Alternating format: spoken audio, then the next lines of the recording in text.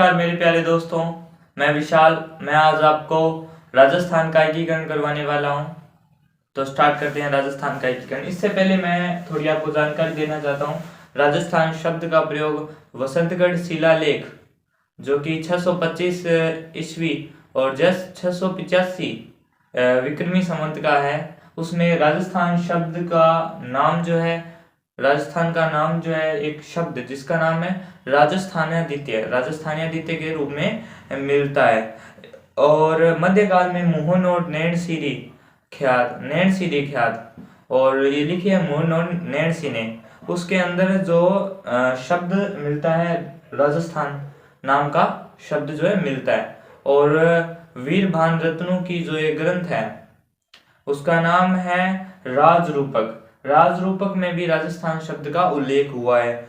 और आधुनिक काल में जॉर्ज थॉमस ने 1800 ईस्वी में राजपूताना शब्द का प्रयोग किया और 1829 में लेफ्टिनेंट कर्नल जेम्स टोड ने रजवाड़ा रायथान और राजस्थान शब्द का प्रयोग राजस्थान के लिए किया। राजस्थान के एकीकरण के दूसरे चरण का नाम पूर्व राजस्थान संघ रखा गया। अंततः एकीकरण में पहली बार राजस्थान शब्द का प्रयोग हुआ। कब हुआ? तो दूसरे चरण में 1 नवंबर 1956 को आधिकारिक रूप से इस प्रदेश का नाम राजस्थान रखा गया। भारत में एकीकरण के संदर्भ में किए गए प्रमुख प्रयास इनके बारे में देखें तो ये 1921 में देशी रियासतों का एक संगठन बना। 1921 में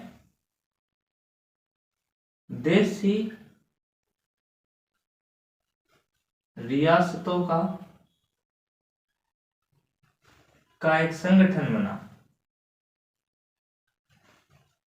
जिसका नाम इन्होंने रखा नरेंद्र मंडल, जिसे अपने द चैम्बर ऑफ प्रिंसेस के नाम से जानते हैं। चैम्बर ऑफ प्रिंसेस, ठीक है। कब स्थापना होती है? तो 1921 ईस्वी में। 1935 में भारत सरकार अधिनियम आया जिसमें भारत को राज्यों का संघ बनाने की बात की। उसके बाद 1942 में क्रिप्स मिशन आता है, 1946 में कैबिनेट मिशन आता है। उनमें भी यही बात की गई कि जो भारत है उसे क्या बनाया जाएगा? राज्यों का संघ बनाया जाएगा। और 5 जुलाई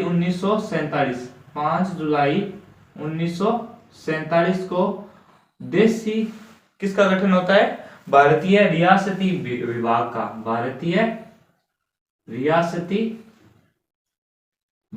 रियासती विभाग का गठन होता है। 5 जुलाई 1947 को भारतीय रियासती विभाग का गठन होता है। इसके अध्यक्ष तो बनाए जाते हैं। इसके अध्यक्ष कौन होते हैं? तो वल्लभ भाई पटेल। इसके अध्यक्ष होते हैं वल्लभ भाई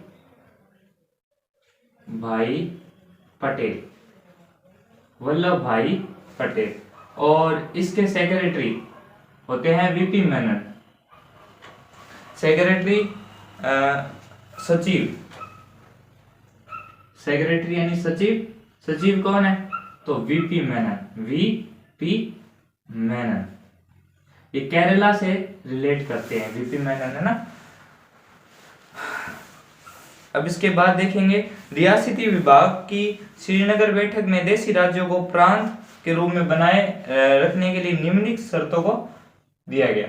अभी 2 शर्तें हैं कि अगर आप अपना राज्य रखना चाहते हो एकीकरण के टाइम में कि तो 2 शर्तें माननी होगी। पहले 2 शर्तें लागू होती है कि आप ऐसा हो तो आप एक अलग राज्य मान सकते हो। देखिए, पहली शर्त इनकी ये होती है कि आपकी जो वार्षिक आय है वो कितनी होनी चाहिए? 1 करोड़ से ऊपर, यानी 1 करोड़ या उससे अधिक, न्यूनतम 1 करोड़ न्यूनतम। वार्षिक आय कितनी होनी चाहिए? 1 करोड़। और जनसंख्या, उस राज्य की जनसंख्या कितनी होनी चाहिए? तो जनसंख्या होनी चाहिए न्यूनतम 10 लाख। जनसंख्या कितनी होनी चाहिए? न्यूनतम 10 लाख। जनसंख्या होनी चाहिए न्यूनतम 10 लाख। अगर ये दोनों शर्तें किसी राज्य स्थान पर लागू होती है तो वो अपना एक स्वतंत्र अस्तित्व रख सकता है। 1 करोड़ तो उसकी क्या होनी चाहिए, वार्षिक आय होनी चाहिए न्यूनतम, और जनसंख्या कितनी होनी चाहिए, 10 लाख होनी चाहिए। राजस्थान में उपरोक्त शर्तों को पूर्ण करने वाली रियासतें थी 4। पहली जयपुर रियासत इस बात को पूर्ण करती थी। जोधपुर रियासत, बीकानेर रियासत और उदयपुर, मेवाड़ कह सकते थे, उदयपुर। ये 4 रियासतें थी जो क्या शर्त पूरी कर रही थी कि इनके पास वार्षिक आय 1 करोड़ रुपए थी और जनसंख्या 10 लाख थी न्यूनतम। तो बीकानेर, जयपुर, जोधपुर और उदयपुर 4 जो रियासतें थी वो इस शर्त का पालन कर रही थी, ये अपना स्वतंत्र अस्तित्व रख सकती हैं। तो इन्हें जीव्य राज्य कहा गया। क्या कहा गया, जीव्य राज्य। ठीक है। और अपने एकीकरण के टाइम में 19 रियासतें और 3 ठिकाने थे। 19 रियासतें और 3 ठिकाने।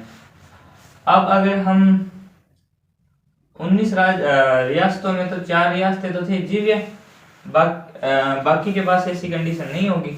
और 3 ठिकाने की बात करें, ठिकाने तो ठिकाने थे नीमराणा, कुशलगढ़ और लावा।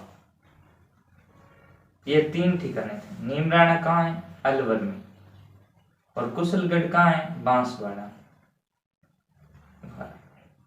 और लावा टोंक। तो हमारे 19 रियासतें और 3 ठिकाने थे। 4 रियासतों के पास ये कंडीशन थी, ये अप्लाई कर सकती थी। ठीक है। अब क्या हुआ कि अब हम एकीकरण पे चलते हैं, अपने जो अपना मुख्य पार्ट है।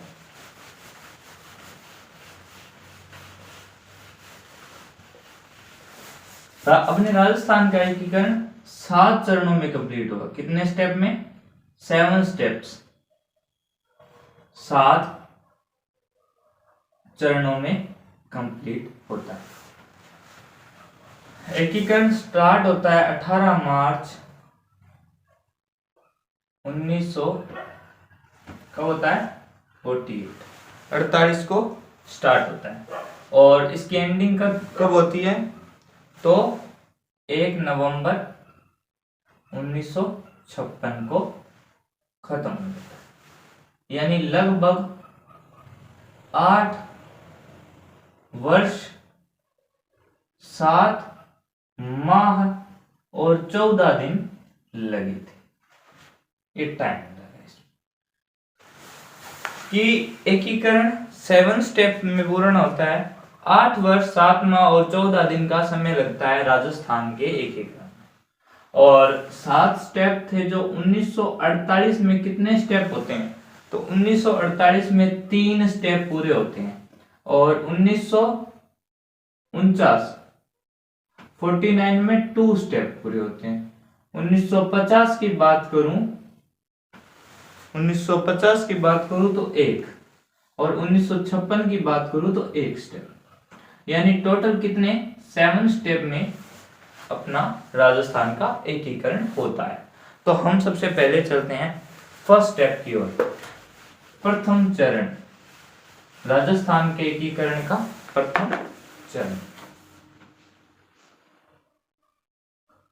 प्रथम चरण जिसका नाम है मत्स्य संघ। मत्स्य संघ ये हुआ था 18 मार्च 1948 को स्टार्ट। इसमें रियासतें थी, ट्रिक है ABCD याद कर सकते हो। इसमें रियासतें हैं अलवर, भरतपुर, करौली, और डी धौलपुर। ये इसमें रियासतें क्या हुई, सम्मिलित हुई। इतनी रियासतें चार, टोटल चार ये सम्मिलित होकर इन्होंने अपना संघ बनाया और संघ का नाम रखा मत्स्य संघ, जो कि राजस्थान के एकीकरण का प्रथम चरण कहलाता है। और इसके अंदर सबसे पहले बात आती है तो इसका राज प्रमुख किसे बनाया गया, तो राज प्रमुख बनाया गया था उदयबान सिंह को। किसे बनाया गया, उदयबान सिंह, बान सिंह को, उदयबान सिंह को राज प्रमुख बनाया गया, जो कि धौलपुर के शासक, कहां के शासक है, धौलपुर के। और अब हम बात करें तो उपराज प्रमुख गणेश पाल वासुदेव को बनाया गया। उपराज प्रमुख गणेश पाल वासुदेव को बनाया गया, जो कि करौली के हैं। ठीक है। प्रधानमंत्री इसमें बनाया गया था, प्रधानमंत्री बनाया गया था इसमें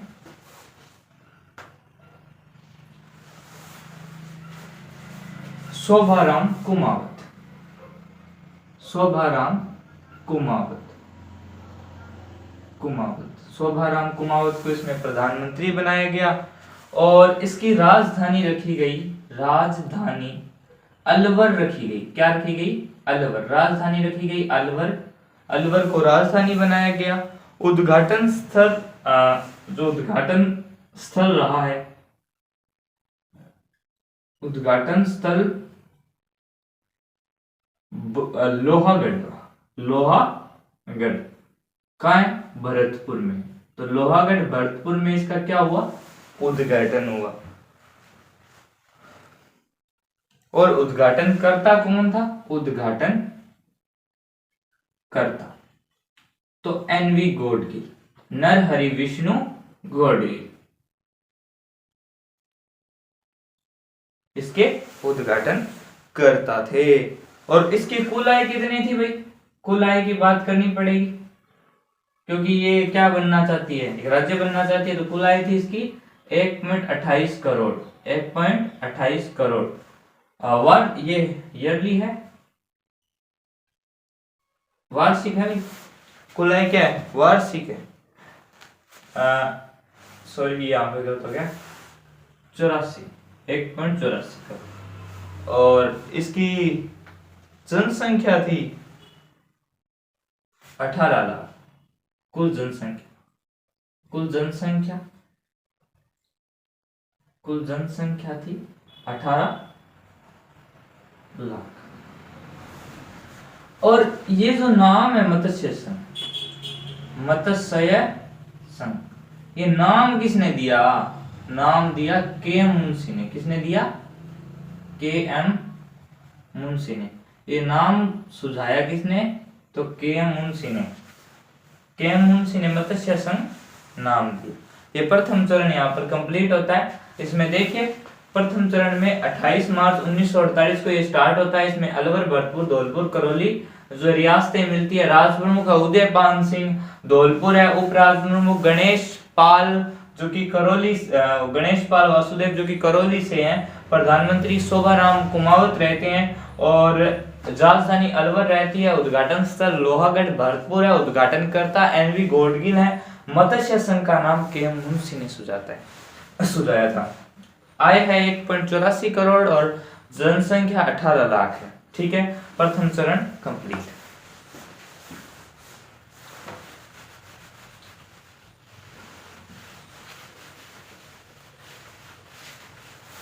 द्वितीय चरण,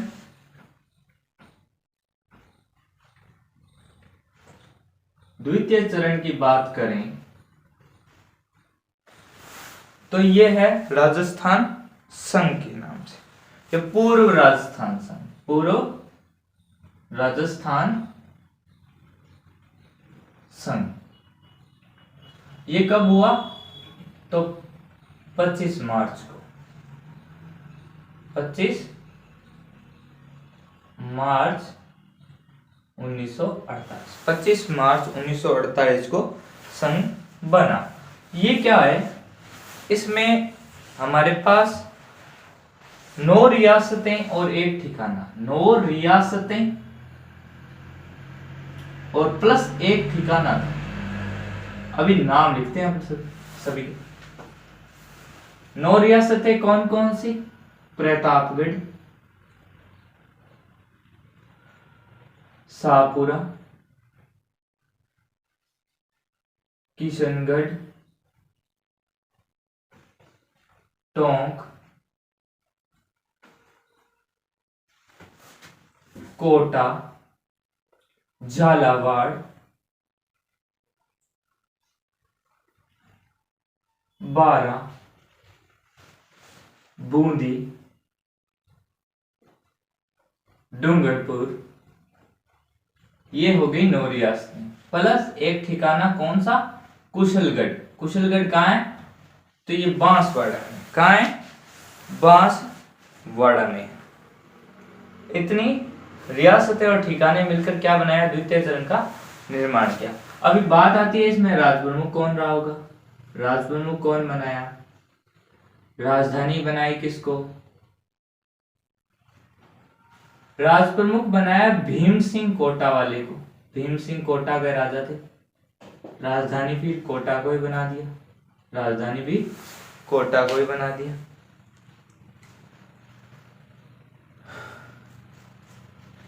और उपराज प्रमुख बहादुर सिंह को बनाया और उपराज प्रमुख बहादुर सिंह को बनाया और प्रधानमंत्री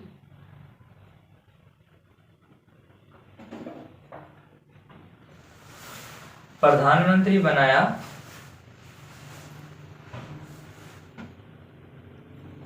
गोकुललाल असावा। गोकुललाल असावा को प्रधानमंत्री बनाया, गोकुललाल असावा को। इसके आगे देखें तो इसकी उद्घाटनकर्ता और उद्घाटन स्थल तो आपको पता ही होगा, जहां राजधानी है। उद्घाटन स्थल कोटा रहेगा और उद्घाटनकर्ता बता देते हैं। उद्घाटनकर्ता कौन है इसके? एनवी गॉडगिल। और इसके बारे में एक बात और जानो आप कि इसकी आय थी, कितनी थी आय? और जनसंख्या है हमारे पास, जनसंख्या 23.5 लाख। तो इसकी थी जनसंख्या। आय थी इसकी 2 करोड़। 2 करोड़ इसकी क्या थी?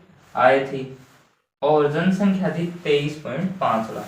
अंत द्वितीय चरण अपना क्या होता है? कंप्लीट। ये ऐसा एरिया है, यहां तक हाँ। इधर वाली रियासतों ने तो अपना संघ बनाया, मत्स्य संघ, भरतपुर, धौलपुर, करौली। और ये भी पूर्व में ही पड़ती है, ये लगभग यहाँ से। यहाँ की जो रियासतें हैं उन्होंने पूर्वी राजस्थान का नया अपना संघ बना दिया। ठीक है, ये सेकंड है, ये फर्स्ट है, सेकंड चरण है। ठीक है, सेकंड चरण कंप्लीट होता है। इसी के साथ थर्ड चरण की बात करते हैं। थर्ड चरण का नाम जो है वो है संयुक्त राजस्थान।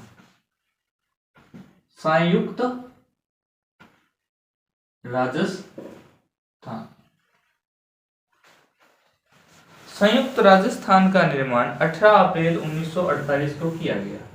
18 अप्रैल 1948 को इसका निर्माण होता है। और इसमें क्या है कि रियासत काल विलय पूर्व राजस्थान संघ में किया गया। इसमें एक मेन रियासत ऐड हो जाती है जिसका नाम होता है उदयपुर। केवल उदयपुर एक बड़ी रियासत है, मैंने बताया जीवे राज्य में आती है। तो इसका विलय किस में किया गया? अपने सेकंड चरण में। इसका सेकंड चरण कौन सा था? वो कोटा बूंदी वाला, जिसमें 9 रियासतें और एक ठिकाना आता है द्वितीय चरण, यानी पूर्व राजस्थान संघ में किस रियासत को मिलाया गया, उदयपुर रियासत को ऐड किया गया।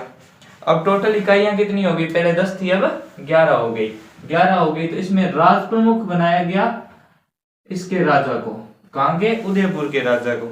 उदयपुर के राजा का नाम है भूपाल सिंह। क्या नाम है, भूपाल सिंह। भूपाल सिंह उदयपुर को क्या बनाया गया, राज प्रमुख। और उप राज प्रमुख बनाया गया हमारे भीमसेन कोटा को। भीमसेन कोटा के जो राजा हैं, और ये उदयपुर का राजा है। बात करें 18 अप्रैल 1948 को इसका गठन होता है। उदयपुर रियासत का जुड़ाव हमारे पूर्व राजस्थान संघ के साथ होने पर इसके जो है राज प्रमुख बनाए गए हैं भूपाल सिंह, और उप राज प्रमुख बनाए गए भीम सिंह कोटा को। और इसके प्रधानमंत्री जो हैं कौन है, माणिक्यलाल वर्मा। माणिक्यलाल वर्मा। हमारा ये तीसरा चरण है जिसके अंदर इसके जो पीएम प्रधानमंत्री आगे। अभी उद्घाटन करता कौन है, उद्घाटन करता कौन है, तो हमारे हैं Jawaharlal Nehru. Nehru PM of India, तो जवाहरलाल नेहरू। अब हमारे उपराज प्रमुख की बात हो गई, राज प्रमुख की बात हो गई। इसकी कुल आय 3.16 करोड़ थी इस इकाई की, क्योंकि इसके साथ ये उदयपुर ऐड हो गया ना, दो तो उसकी थी और एक इसकी थी, तो लगभग 3 करोड़ से ऊपर इसकी आय थी। अब हम चौथे चरण की बात करते हैं। चौथे चरण की अगर हम बात करें तो इसका नाम रखा गया वृहत राजस्थान।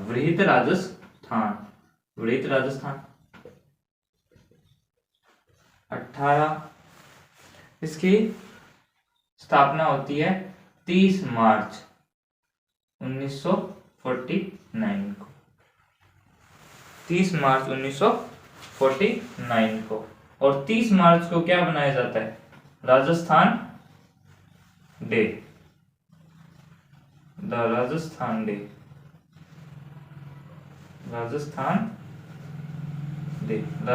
दिवस बनाया जाता है।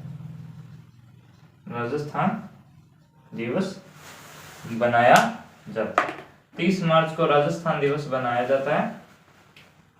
और इसके अंदर क्या ऐड हुए थे, तो इसके अंदर एक JJB इनका विलय हुआ था। इनका नाम है जयपुर, जोधपुर, जैसलमेर और बीकानेर। जयपुर, जोधपुर, जैसलमेर और बीकानेर, इनका विलय हुआ। इन 4 रियासतों का विलय हुआ। और लावा नामक ठिकाना भी इसी में ऐड हुआ।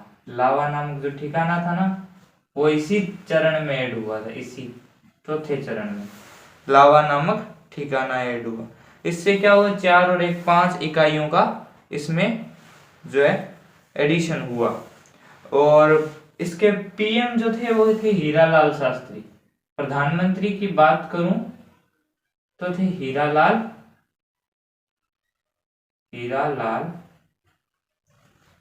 शास्त्री। हीरालाल शास्त्री जी इसके क्या बने, प्रधानमंत्री बने। जो कि हीरालाल शास्त्री जोबनेर से संस्थान जीवन कुटीर, इनका एक संस्थान है जिसका नाम है जीवन कुटीर, 1929 में स्थापना करते हैं। और शिक्षा कुटीर के वनस्थली विद्यापीठ की निवाई टोंक के अंदर। इनकी पत्नी का नाम है रत्ना शास्त्री।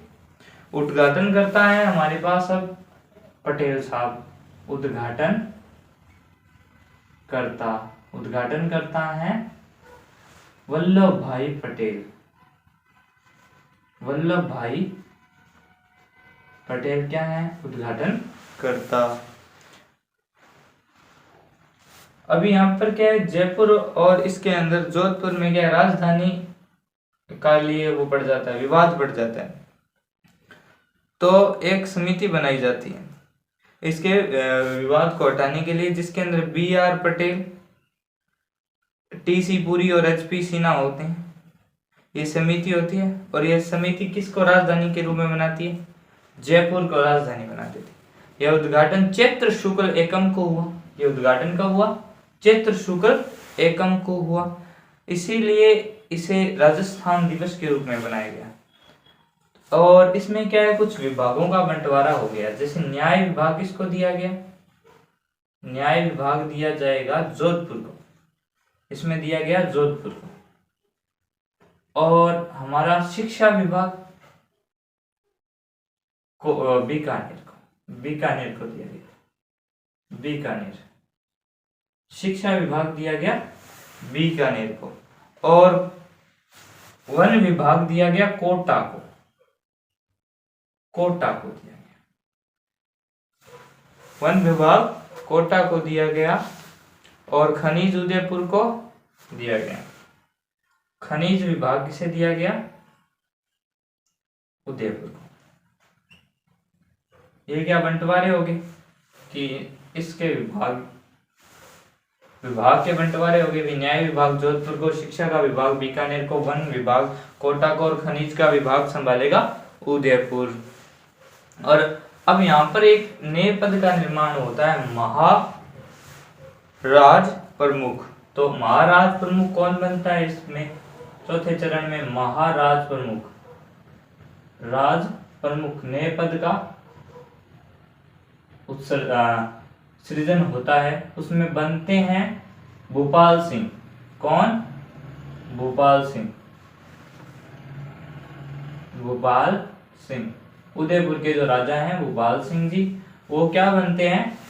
महाराज प्रमुख बनते हैं। ठीक है। इसके बाद हमारा 5वां चरण आता है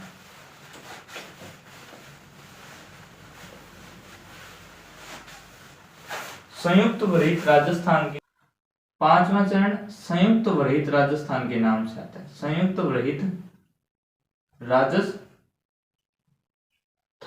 संयुक्त वरित राजस्थान की स्थापना होती है 15 मई 1949 को। 1949 को क्या होती है? इसकी स्थापना होती है। और इस संयुक्त वरित राजस्थान में क्या होता है? शंकर राव देव समिति की रिपोर्ट को आधार बनाया जाता है और मत्स्य संघ और वृहत राजस्थान को क्या कर लिया जाता है? मिला दिया जाता है। और शंकर राव देव समिति में सदस्य थे शंकर राव देव खुद और RK सिधावा और प्रभु दयाल। इसमें क्या किया जाता है? इसमें कौन कौन से चरण को ऐड किया गया? तो इसमें प्रथम चरण और 4th जो चरण है उनको ऐड करके किसको बनाया गया? 5th चरण को बनाया गया। इसमें मत्स्य संघ को किस में मिला दिया गया? तो इसमें मत्स्य संघ को वृहत राजस्थान में मिला दिया गया। अभी हमारा चरण आता है 6ठा चरण, जो जिसका नाम है राजस्थान संघ। क्या नाम है? राजस्थान संघ। इसके अंदर क्या हुआ? ये कब है? ये है 26 जनवरी 1950। 26 जनवरी 1950 को इसका गठन होता है। और इस चरण में आबू देलवाड़ा का विलय बंबई प्रांत में, जो वर्तमान गुजरात में है, कर दिया गया। प्रांतों के कार्यकारी प्रमुख के रूप में कार्यकारी प्रमुख को मुख्यमंत्री कहा जाने लगा। मुख्यमंत्री हीरालाल जी शास्त्री बने। चीफ मिनिस्टर लिख सकता हूं मैं से। चीफ मिनिस्टर कौन बने? मुख्यमंत्री कौन बने? हीरालाल जी शास्त्री। हीरालाल शास्त्री ये बने। तो इसमें क्या, उपराज प्रमुख के पद को खत्म कर दिया गया और राज प्रमुख का पद था वो समाप्त कर दिया गया और CM का पद बना दिया गया। ये तो पता चल गया ना इसमें कौन सा रियासत ऐड हुआ। अब हमारा आता है 7वां चरण। अब 7वां चरण है वर्तमान राजस्थान। जो 1 नवंबर 1956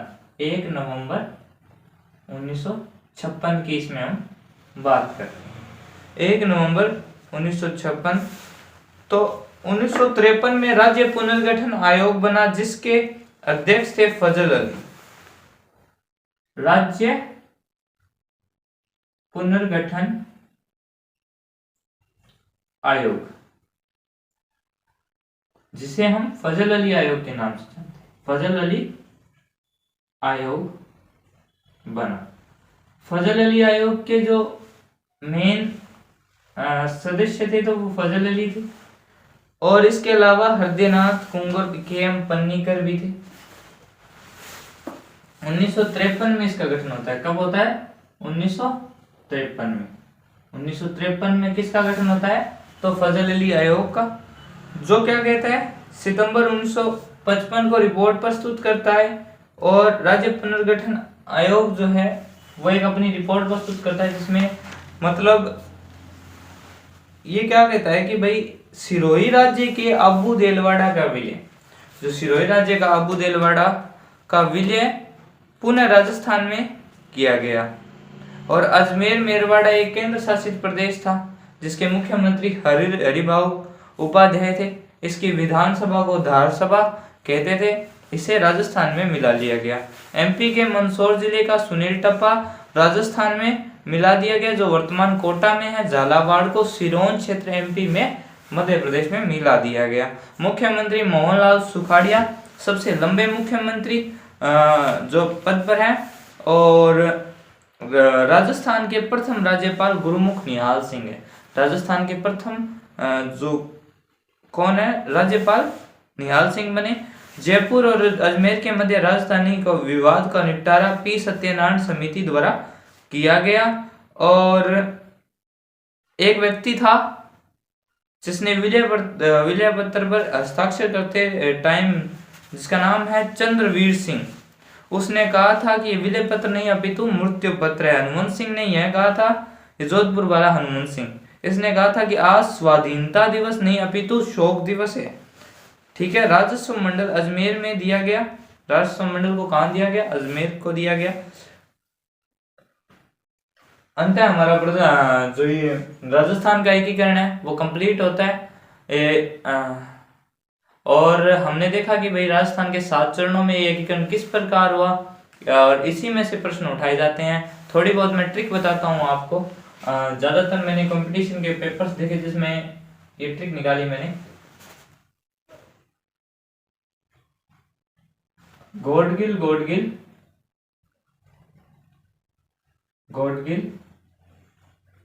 चाचा पटेल, ये ट्रिक आप याद रख सकते हैं। 1 से लेकर 4 चरणों तक के उद्घाटन करता इसमें है। एनवी गॉडगिल दूसरे चरण। चाचा यानी नेहरू, जवाहरलाल नेहरू, और पटेल यानी वल्लभ भाई पटेल। और कुमावत, असावा, वर्मा, शास्त्री, ये कौन है? ये पीएम है। क्या है? पीएम है।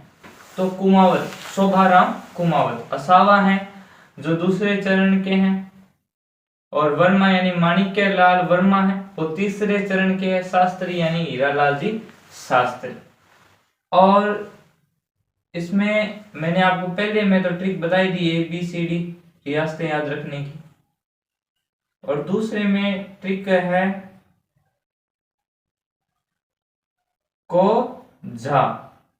कोटा झालावाड़, बाबू प्रेसा